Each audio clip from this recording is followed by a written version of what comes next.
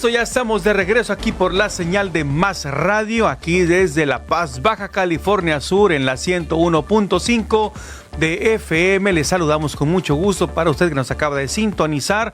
Mi nombre es Alan Lubet y le invitamos para que nos acompañe todos los días de 7 a 9 de la mañana, aquí de lunes a viernes, en este espacio de noticias y análisis, por supuesto. Y acompáñenos también en nuestras redes sociales como Facebook, Instagram, X y YouTube. Estamos como Más Radio La Paz. Ahí usted nos puede sintonizar. Dele ahí un like ahí para que nos pueda seguir y le avisemos cada vez que estemos transmitiendo en nuestros espacios en vivo, y su mensaje de WhatsApp al 612-146-1627 para que nos haga llegar ahí sus comentarios y denuncias, por supuesto, también sus videos, fotos, lo que usted guste, para hacer su voz a través de estos micrófonos. Y bueno, pues ya estamos aquí conectados con nuestro buen amigo y compañero Guillermo Torres Quirós, desde la Ciudad de México, con la plataforma Saber Votar. Muy buenos días, Guillermo, ¿cómo estás? Ya es viernes y ¿para dónde vas a agarrar ahora?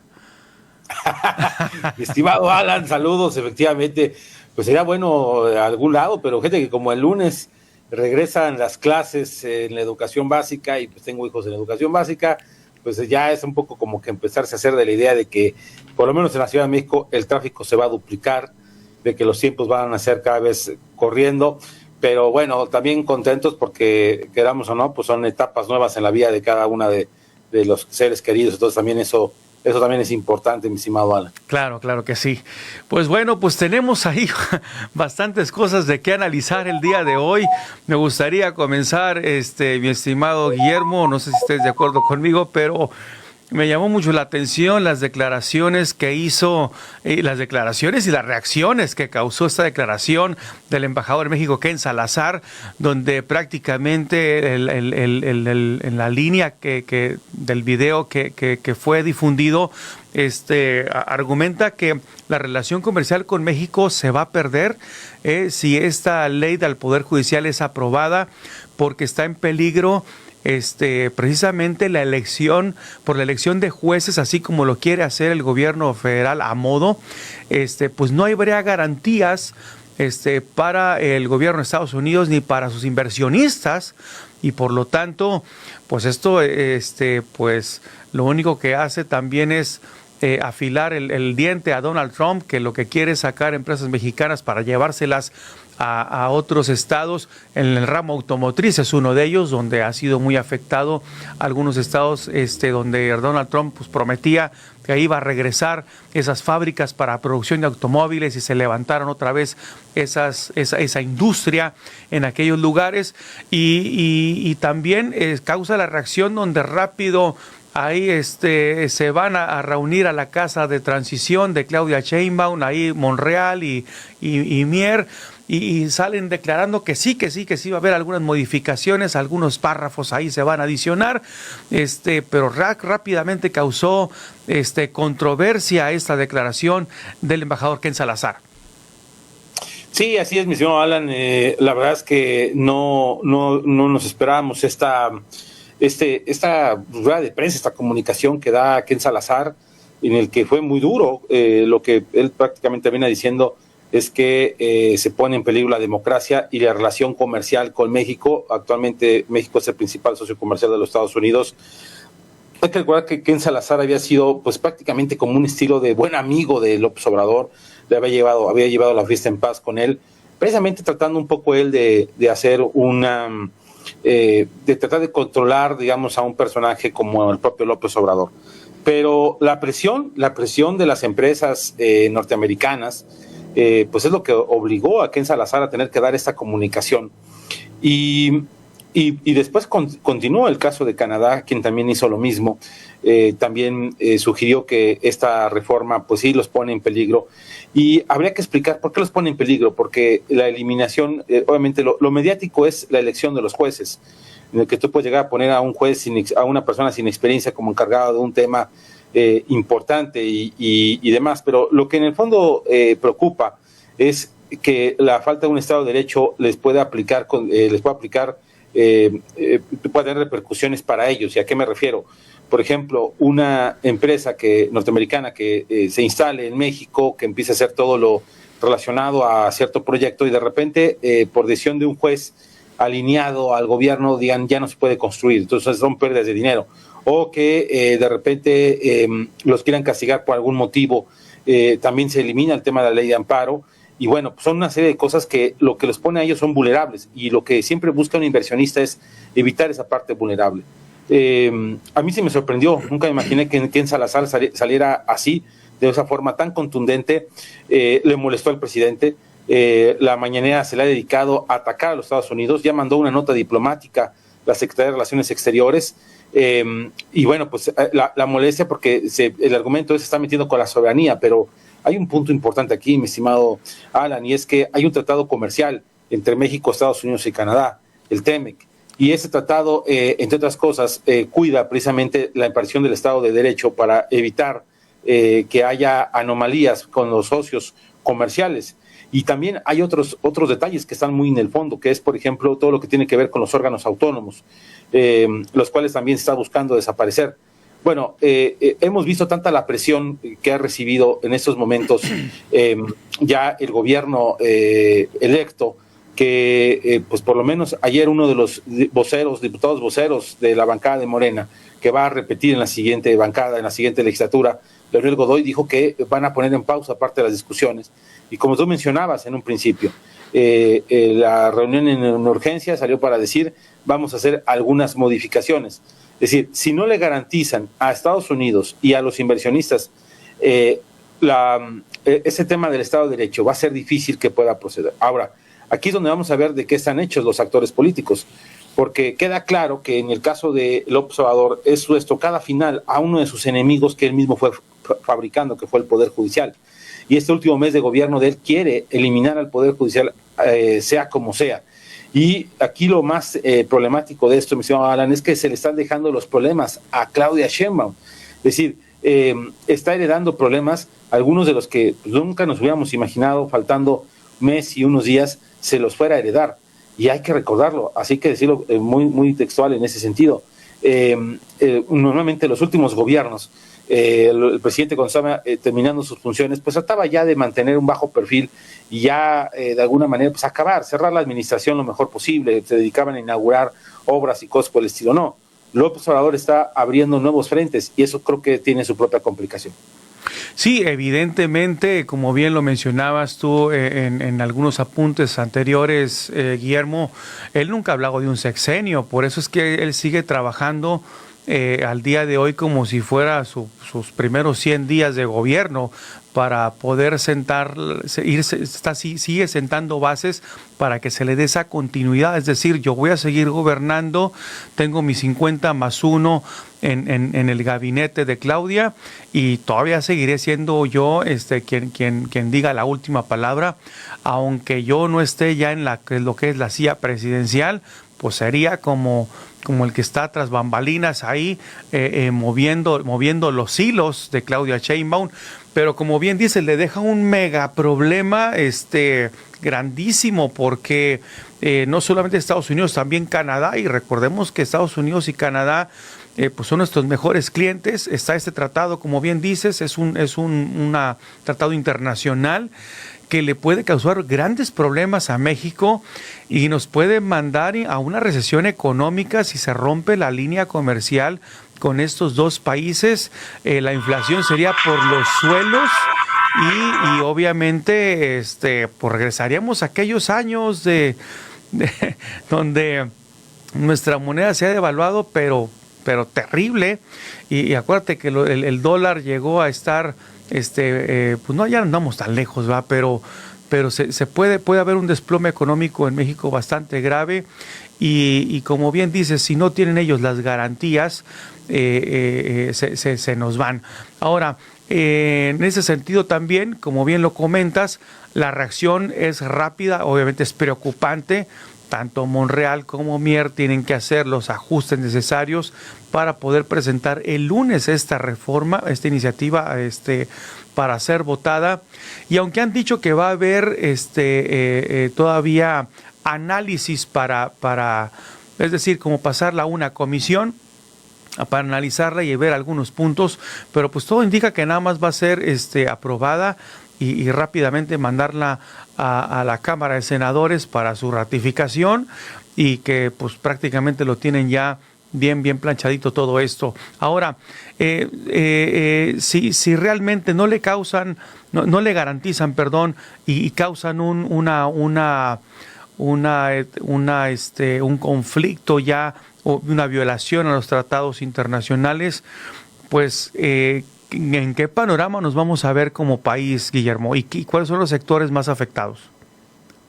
Sin duda, los más afectados en general suele ser la población, y más en temas comerciales, porque pues, ¿dónde se refleja esto? Pues en los precios de las cosas, en ciertas condicionantes que siempre existen en la materia económica, porque aparte aquí viene otro punto, el tema de los órganos autónomos. Y una de las cosas que yo creo que mejor funcionaron en México fue esta autonomía del Banco de México, que cada vez la vemos que está empezándose también a romper, pues porque la conformación del Banco de México va teniendo cada vez más simpatizantes del propio gobierno actual, y que obviamente continúan en esa misma línea.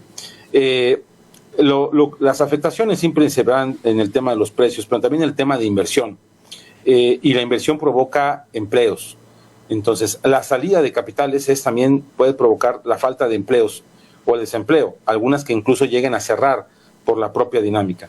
Para que nos demos una idea, los inversionistas no se van de un jalón de un día para otro, es un proceso largo, porque apuestan pues siempre a cuestiones a largo plazo, y en muchas ocasiones pues esperan un poco a los movimientos de ciertas situaciones. Para que nos demos una idea, el capital de inversión en Venezuela tardó 15 años en irse, no se fue luego, pero fue viendo cómo se fueron dando las cosas. Y ahora con este escenario, que pues también parece, digamos, atrás del tema de la reforma del Poder Judicial y de este tema, pues es la conformación de la nueva Cámara de Diputados y del Senado, que ya el anteproyecto del INE, aprobado ya en comisiones, y que el día de hoy en el Pleno del INE se va a discutir, y lo más seguro es que se vaya a aprobar este tema de una sobrerepresentación, donde Morena y sus aliados, el PT y el Verde, van a tener 364 votos. Y será un bloque con mayoría calificada. Y en el caso del Senado les faltarán 2 senadores para tener la mayoría calificada. No es difícil conseguir a 2, pero y luego a esto también la ratificación en los congresos locales, donde tienen 27 de los próximos 32 congresos locales. Entonces se ve prácticamente imposible un cambio mayor, pero sí puede darse un tema, digámoslo así, por pausas, no todo de forma radical. Si se llega a hacer todo eso de forma radical, es hacerse el harakiri, el gobierno, y eso es no solamente fuga de capital, sino puede provocar situaciones mucho más graves. Por sí ya, las calificadoras internacionales han dicho que el crecimiento de México para el próximo año se vislumbra sea del 1.5. Hay que recordar que la de este año empezó casi con el 3% y que está ahorita más o menos en el 1.7, lo que se vislumbra de crecimiento. Es decir, sí, hay un impacto económico, hay un impacto en la dinámica de lo que se genera dentro de la vida de inversión económica del país y todo lo que hay al respecto. Pero principalmente son precios y empleos los que siempre terminan siendo los más perjudicados en ese sentido. Y bueno, recordar que, por ejemplo, países como Cuba o como Venezuela, que eran países que tenían un modelo de desarrollo económico activo, pues poco a poco lo fueron perdiendo y se especializaron a generar solamente 1 o 2 productos, y eso generó la falta de materias primas. No creo que sea el caso de México, nuestro potencial es distinto, pero sí podemos empezar a ver una serie de acciones que puedan ir debilitando al país, y estas consecuencias pues las veamos poco a poco y con todo lo que va teniendo al respecto. Eso desde el punto de vista económico. Ahora, desde el punto de vista político, desde el punto de vista de la democracia, pues el tener, si de por sí hoy en día nos escucha la oposición, minimizando la oposición con esta nueva conformación, pues va a ser imposible. Prácticamente todo va a ser a lo que ellos gusten hacer, y el no escuchar otras voces también tiene sus propias repercusiones. Claro. Guillermo, ahora, en el tema del Poder Judicial, que ya vimos ahí las represiones que ha tenido la propia Ciudad de México al inicio ahí de la semana, por ahí la propia policía de la capital fue a reprimir al Poder Judicial. Imagínate, ¿no? Una policía va y reprime al poder, a uno de los poderes de la Unión, va y lo reprime, y se están dando marchas ahorita simultáneas en manifestaciones en los estados del país por este tema del Poder Judicial. Y eso, ¿cómo nos deja parados ante los ojos de otros países que tienen intereses en México, que han estado invirtiendo en México? ¿Qué impacto nos va a llevar, uno, en lo económico, y otro en lo que es la impartición de justicia? Porque si, no solamente se ven temas de delincuencia organizada en un poder judicial, se ven temas económicos también, temas de contratos, temas diferentes temas, todo lo que tenga que ver con el que alguien pueda hacer un fraude, inclusive hasta lo más mínimo, no recibir atención de salud una persona. Sí, a ver, creo que las protestas del Poder Judicial son válidas. Al gobierno federal le dolió, por eso han tratado de minimizarlas, han tratado de hacerlas menos, pero hay una realidad, y es que a diferencia de otros poderes, del Poder Ejecutivo, el Legislativo, el Poder Judicial se puede generar una carrera de vida, y eso es lo que le ha molestado a los trabajadores de base del Poder Judicial, que se alzaron en este plantón en ese paro antes que los jueces y los magistrados. ¿Por qué? Porque para ellos el eliminar las posibilidades de tener un crecimiento pues es algo importante. A diferencia de otros lados, aquí pueden ir creciendo, y eso es lo que a ellos les gusta. Y alguien que empieza desde abajo puede llegar a convertirse en juez. Son las bondades del Poder Judicial. No es un tanto tema de trabajo ni económico como el presidente quiere solamente demostrarlo. En lo que respecta al Poder Judicial, es un tema que va más allá. Es la posibilidad de crecimiento y de aspiración que van teniendo los propios personajes. Ahora, efectivamente, pues lo que hemos visto en las últimas fechas es que el gobierno de la Ciudad de México utiliza pues ahora sí que sus propias armas para poder tratar de aniquilar. Y no solamente eso, ayer vimos la declaración de Claudio Sheinbaum en el que pidió que se les descontara a los jueces y magistrados por no estar trabajando en ese tema de paro. Es decir, estamos siendo testigos constantemente de que la situación es una situación cada vez más incómoda, y que efectivamente a los inversionistas y a los distintos actores, el hecho de no tener pues algo serio, una administración seria en toda la extensión de la palabra, pues les dificulta muchísimo, les genera pues incertidumbre, y lo peor que tú puedes generar a un inversionista es un tema de incertidumbre. Ahora, yo lo he dicho aquí en ese espacio, el Poder Judicial no es perfecto, el Poder Judicial es muy corrupto, es muy oscuro, hemos visto cómo muchas de sus decisiones han sido de tipo ideológica, principalmente en temas morales, donde se ha reducido el positivismo en ese sentido, sobre el derecho natural. Pero no son los mecanismos, a mi juicio no son los mecanismos ni las formas, porque lo que se está queriendo hacer es tener un control de las cosas, y ahí es cuando un poder tiene el control sobre los otros poderes, como mucho tiempo pasó aquí en México en la época del partido hegemónico, pues sí dificulta las posibilidades del desarrollo democrático del país. Creo que es el punto fundamental a todo esto. Y sí, efectivamente, los inversionistas y las gentes que de alguna manera han decidido invertir en México, no solamente los inversionistas de afuera, los del propio México, los que tienen el 100% de su empresa aquí en México, pues sí se les dificulta muchísimo el hecho de que no se les garantice esa seguridad. Y repito, la incertidumbre se convierte en uno de los peores elementos que nos podemos llegar a imaginar. Sí, así es. Ya se viene inclusive el tema de, vamos a cambiar un poquito de tema, Guillermo, en este diálogo. Se viene el nuevo nombramiento para el próximo lunes, por ahí se espera el nuevo nombramiento del titular de Pemex, que es otro buen, ahora sí que se va armando el gabinete, se van armando ahí los nombramientos, pero también el nombramiento del nuevo titular de Pemex también tiene su reacción en lo que es su ramo, por todo lo que representa esta institución. Se habla de la reafirmación inclusive de Octavio, que está al frente, o bien puede darse un nombramiento diferente hacia lo que es el físico, bueno, su nombre creo es Víctor Rodríguez Padilla, o que continúe Octavio Romero Oropeza.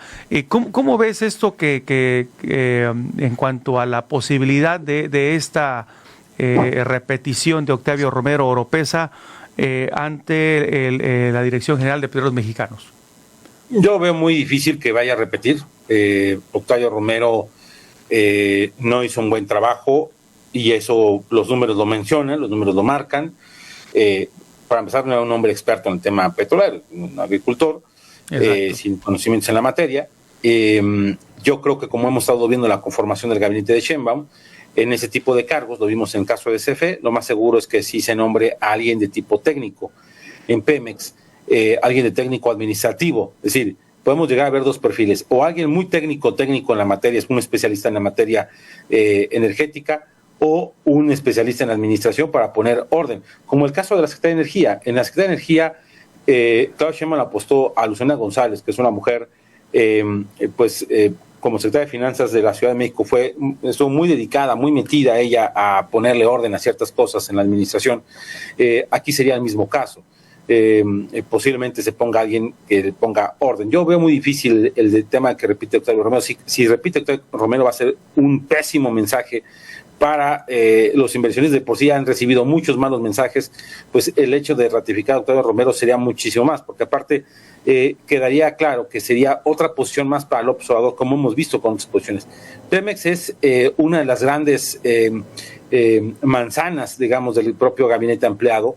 Incluso tiene más presupuesto y tiene más valor que algunas secretarías de Estado. Es decir, Pemex se convierte sin duda en un punto por ser una empresa del Estado, por ser de alguna manera una pieza fundamental también de la narrativa. Desde el punto de vista ideológico siempre será el tema del petróleo y del tema de la soberanía y demás temas que siempre van a estar en discusión constante. Entonces creo que no es cualquier tema, es un tema serio. Vamos a ver hacia dónde termina inclinándose la propia Claudia Sheinbaum. Recordar que Sheinbaum es experta en temas energéticos y la lógica te diría que tendría que poner a alguien de ese perfil especialista. Así es.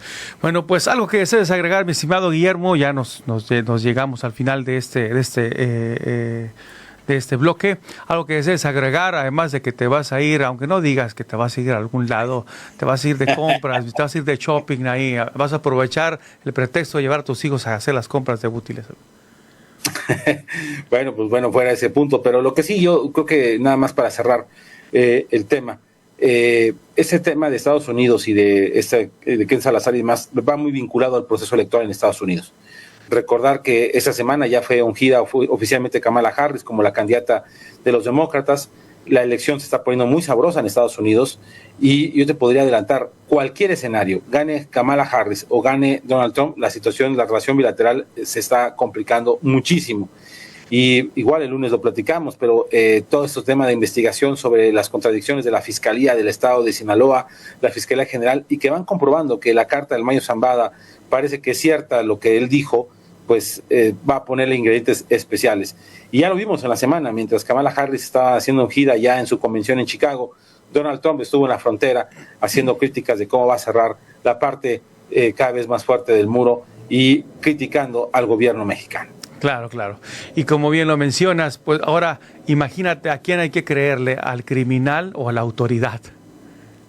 Eso es increíble, eso es algo verosímil, pero aquí lo dijimos en este espacio.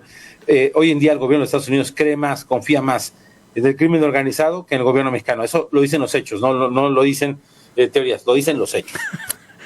Así estamos, mi estimado Guillermo. Bueno, pues que tengas un excelente fin de semana. Un fuerte abrazo, que sigas disfrutando ahí de un excelente clima. Y pues ya te vas a ir ahí, te vas a ir a Reforma 222. No, a mí no me. No, hasta allá no. Pero bueno, ahí salúdame al buen Aarón también. Claro que sí, de tu parte, un fuerte abrazo. Hasta luego. Dale.